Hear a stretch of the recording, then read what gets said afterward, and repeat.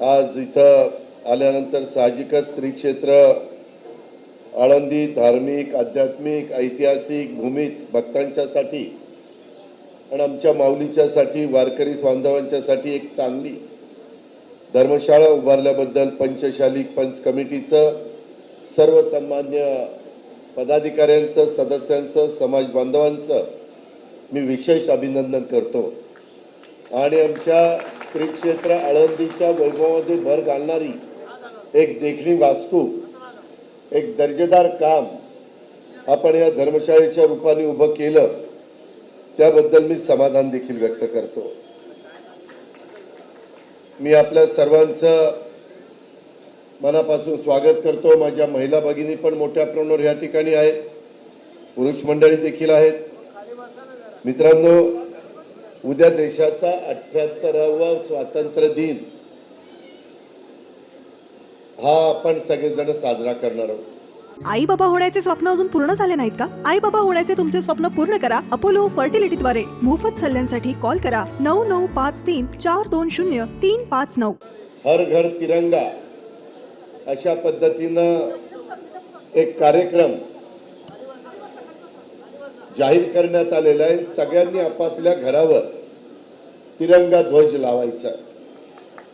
मी आपल्या सर्वांना देशाच्या 78व्या स्वातंत्र्य दिनाच्या निमित्तानं मनापासून शुभेच्छा देतो।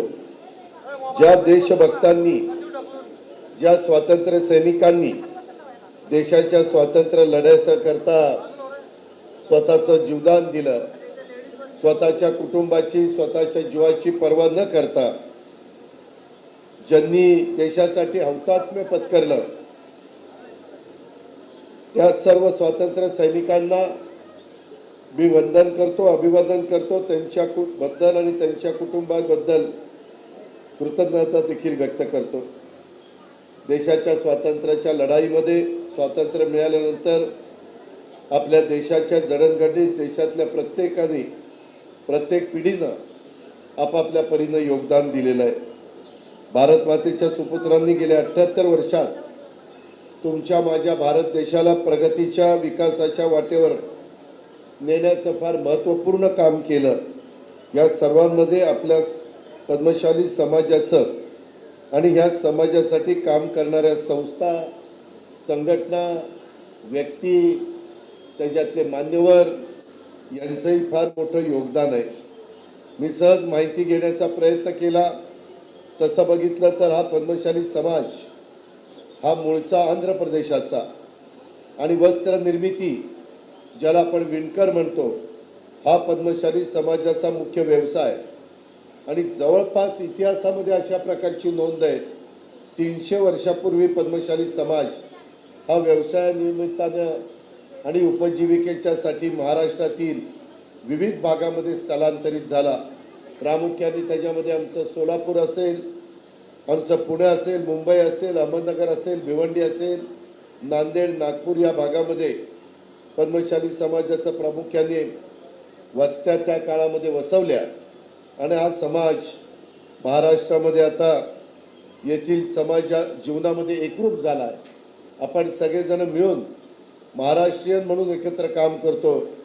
आमच्या पुण्यात पूर्व भागामध्ये जी भवानी पेठ आहे, जी गंज पेठ आहे, या भागात देखील पद्मशाली समाज हा मोठ्या प्रमाणावर त्या ठिकाणी आहे आणि तो तिथं स्थिरावलेला आहे।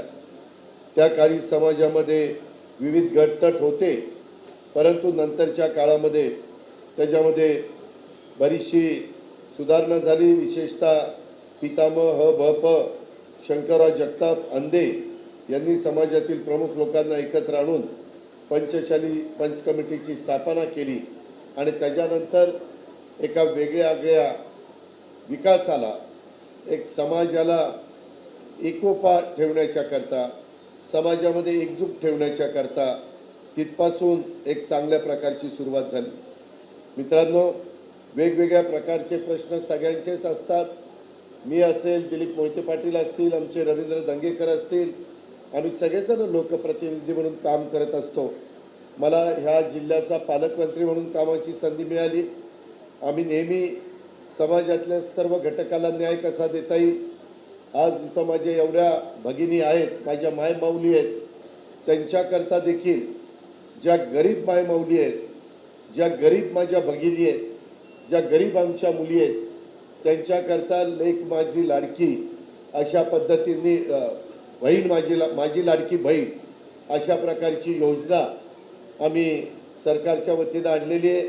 मी अर्थसंकल्पामध्ये त्याच्यामध्ये फार बारकाईनं लक्ष दिलं आणि आमच्या गरीब महिलांना, माझ्या लाडक्या बहिणीला आपण उद्याच्या 19 तारखेला भाऊबीज आहे, त्या भाऊबीजेच्या निमित्तानं, भाऊबीज नाही रक्षाबंधन आहे, चुकून मी भाऊबीज म्हणलं, भाऊबीज दिवाळीला आहे परंतु रक्षाबंधन आहे. आत्ताही माझ्या एका भगिनीनं मला इथं राखी बांधली. मी तिला एवढंच सांगतो, भावाच्या नात्याने महाराष्ट्रातल्या सगळ्या भगिनींना आणि आया बहिणींना एक आधार देण्याचं काम आम्ही सगळेजण करू. त्याच्यामध्ये आम्ही तसूभर देखील कमी पडणार नाही अशा प्रकारचा विश्वास मी आपल्या सर्व सहकारी मित्रांना देतो. पद्मशाली समाज हा मेहनती आहे, अतिशय निष्ठेने काम करणारा हा समाज आहे. आपल्या पारंपरिक रूढी परंपरा त्याच्यामध्ये संस्कृती जपत असताना आधुनिकतेच्या वाटेवर चालण्याचं काम या समाजाने केलेलं आहे. सुरुवातीच्या काळामध्ये आम्ही पाहायचो, इतिहासामध्ये तशा प्रकारची नोंद आहे की फक्त विणकामापुरता मर्यादित असलेला आपला हा समाज बांधव आज शेती, उद्योग, व्यापार, त्याच्यामध्ये सहकार, डॉक्टर, वकील, इंजिनियर अशा सर्व क्षेत्रामध्ये एक कर्तृत्व गाजवत असताना आपल्याला पाहायला मिळतं. अनेक तरुण शासकीय नोकरीमध्ये देखील उच्च पदावर दिसतात. राजकारणात आणि समाजकारणामध्ये देखील समाजानं ताकद निर्माण केलेली आहे आणि या गोष्टी खरं तर एका दिवसामध्ये घडत नसतात. त्याकरता अनेक वर्षाची मेहनत असावी लागते, अनेक वर्षाचं योगदान असावं लागतं. आपल्या पद्मशाली समाजाच्या विकासासाठी, समाजाला विविध क्षेत्रात पुढे नेण्यासाठी पद्मशाली पंच कमिटीसारख्या अनेक संस्था आणि संघटनांनी योगदान दिलेलं आहे आणि आपल्या समाजासाठी काम करणाऱ्या कार्यकर्त्यांची देखील त्यामध्ये अतिशय महत्त्वाची भूमिका राहिलेली आहे. त्यांचं ऋण या निमित्तानं व्यक्त करणं हे मी माझं कर्तव्य समजतो. उद्याच्या स्वातंत्र्य दिनाच्या पूर्वसंध्येला आमच्या पद्मशाली समाजाने उभारलेल्या आणि सर्व सोयीयुक्त अशा पद्धतीनं धर्मशाळेचं उद्घाटन आज होणं हे आणि या कार्यक्रमाला उपस्थित राहता येणं हा माझ्याकरता, आमच्या इथले लोकप्रिय आमदार दिलीप मोहिते पाटलांच्या करता, आमच्या कसब्याचे आमदार रवींद्र दंगेकरजींच्या करता एक चांगला योग आहे. ही स्वातंत्र्य दिनाची एक चांगली भेट आहे असं मी या निमित्तानं समजतो. पद्मशाली समाज आध्यात्मिक परंपरा जपणारा समाज आहे. आधुनिक पुरोगामी सुधारणावादी विचारांना स्वीकारून विकासाच्या वाटेवर पुढे जाणारा हा आमचा समाज आहे. जाती, धर्म, भाषा, पंथ, प्रांत, लिंग असा कुठलाही भेद मनामध्ये न ठेवता सोबत घेणारा हा समाज, हे कुठलाही ते मानत नाही आणि सर्वांना सोबत घेणारा हा समाज. आषाढीची वारी असेल, माझी ज्ञानेश्वर माऊलीची पालखी असेल, गणेश उत्सवाचं आयोजन असेल आणि आज उद्घाटन होत असलेल्या या समोरच्या धर्मशाळेचं उद्घाटन हे देखील समाजाची एकजूट आणि समाजाची ताकद दाखवणारं काम आहे. ही एकजूट आणि ताकद हे अशीच समाजाची कायम राहिली पाहिजे, यासाठी तुम्ही सगळ्यांनी प्रयत्न करा. माझं देखील या निमित्तानं तुम्हाला आव्हान आहे, जिथं आमच्यासारख्यांची मदत लागेल तिथं आम्ही लोकप्रतिनिधी केव्हाही मदत करायला तयार आहोत. ही पण ग्वाही मी या निमित्तानं देतो. पंढरपूरच्या वारीला एक जागतिक वारसा म्हणून मान्यता देण्याकडं आम्ही मधल्या काळामध्ये राज्य सरकारने पुढाकार घेतला, युनेस्कोकडं मागणी केली आणि पंढरपूरच्या वारीला जाणाऱ्या मुख्य पालख्यांना देखील आम्ही त्या दिंडीला प्रत्येकी 20,000 रुपये अनुदान देण्याचा निर्णय घेतला आणि जवळपास निर्मल वारीच्यासाठी 36,71,00,000 रुपयाचा निधी आम्ही उपलब्ध करून दिलेला आहे. आम्ही वारकरी संप्रदाय महामंडळाची पण स्थापना केलेली आहे. आमचं देहू, आमचं आळंदी, आमचं पंढरपूर या मुख्य पालखी मार्गावर वारकऱ्यांच्या करता चांगल्या प्रकारच्या सोयी हे देण्याचा प्रयत्न आम्ही केलेला आहे आणि पुढेही आमचा सतत तशाच प्रकारचा प्रयत्न राहील. संत ज्ञानेश्वर माऊलींचं आणि आपल्या आळंदीचं एक वेगळं आगळं नातं आहे. ज्ञानेश्वर माऊलींची पालखी आपल्या आळंदीवरून त्या ठिकाणी निघते. ज्ञानेश्वर माऊली आणि त्यांची लाडकी बहीण मुक्ताबाई यांच्या गोष्टी आपल्या सगळ्यांना माहिती आहे.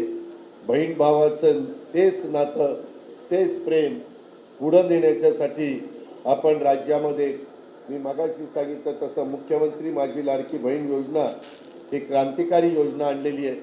माझा आणि आमच्या सगळ्या सहकाऱ्यांचा समाजातल्या गरीब घटकाला कसं पुढं आणता येईल, मग आमच्या शेतकऱ्यांना वीज माफी कशी देता येईल, असे खूप महत्त्वाचे निर्णय या अर्थसंकल्पामध्ये आम्ही घेतलेले आहेत आणि त्याचा सगळ्याचा परिणाम आपल्या महाराष्ट्राच्या अर्थव्यवस्थेवर झाल्याशिवाय राहणार नाही.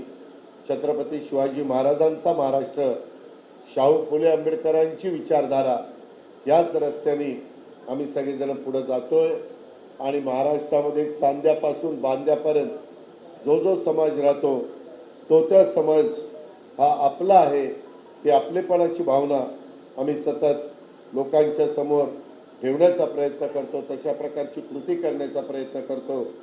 आमच्या महाराष्ट्राच्या इतिहासामध्ये विणकर समाजाला एक मोठं स्थान आहे. आपल्या बोटात असणाऱ्या कलेच्या जोरावर विणकर समाजाने महाराष्ट्राच्या सामाजिक जीवनामध्ये एक आगळं वेगळं अशा प्रकारचं स्थान निर्माण केलेलं आहे.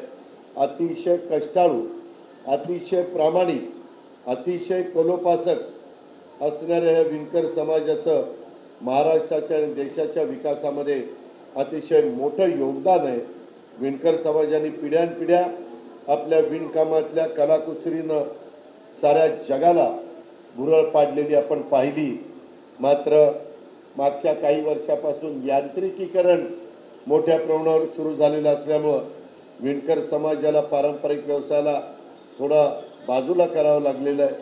त्यामुळं काही वेगळा पण विचार हा विणकर समाजाने केलेला आहे आणि एकंदरीतच अतिशय समाजातल्या सर्व जाती धर्माच्या लोकांशी जुळून मिळून घेण्याचं काम हा समाज करतो आणि त्याच्यामुळे ज्यावेळेस मला श्री क्षेत्र आळंदी येथे पद्मशाली समाज धर्मशाळेचं एक भव्य असं उद्घाटन करायचं ठरलं. आज काही कारणानिमित्त आमचे पुण्याचे खासदार आणि केंद्रीय सहकार मंत्री मुरलीधरांना मोहोळ येऊ शकले नाही, पण त्यांनी पण या कार्यक्रमाला शुभेच्छा दिलेल्या आहेत आणि आमचे दिलीप अण्णा आणि रवींद्र भाऊ तर इथं आलेलेच आहेत. मी त्या दोघांच्या वतीनं, व्यक्तिशः माझ्या वतीनं पुन्हा एकदा त्या पद्मशाली समाजाने उभ्या केलेल्या त्या धर्मशाळेला मनापासून शुभेच्छा देतो. याच्यामध्ये सगळ्यांना त्या धर्मशाळेचा लाभ घेता येईल अशा प्रकारची अपेक्षा व्यक्त करतो.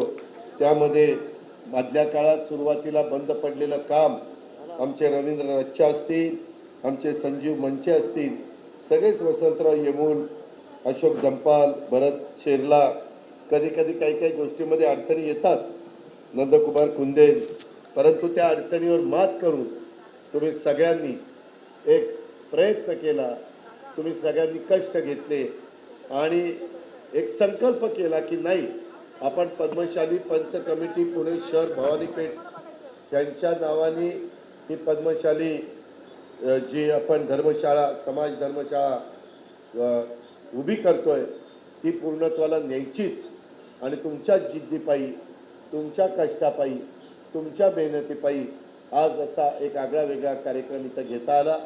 त्याचं खरोखरीच माझ्यासारख्याला समाधान आहे. मी पुन्हा एकदा आमच्या तिघांच्या वतीनं याचं उद्घाटन झालं असं जाहीर करतो आणि आपल्या सगळ्यांची रजा घेतो. जय हिंद, जय महाराष्ट्र.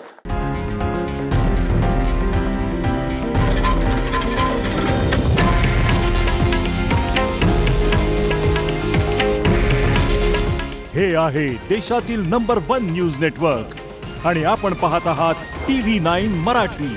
काळजी तुमची, हित महाराष्ट्राचं.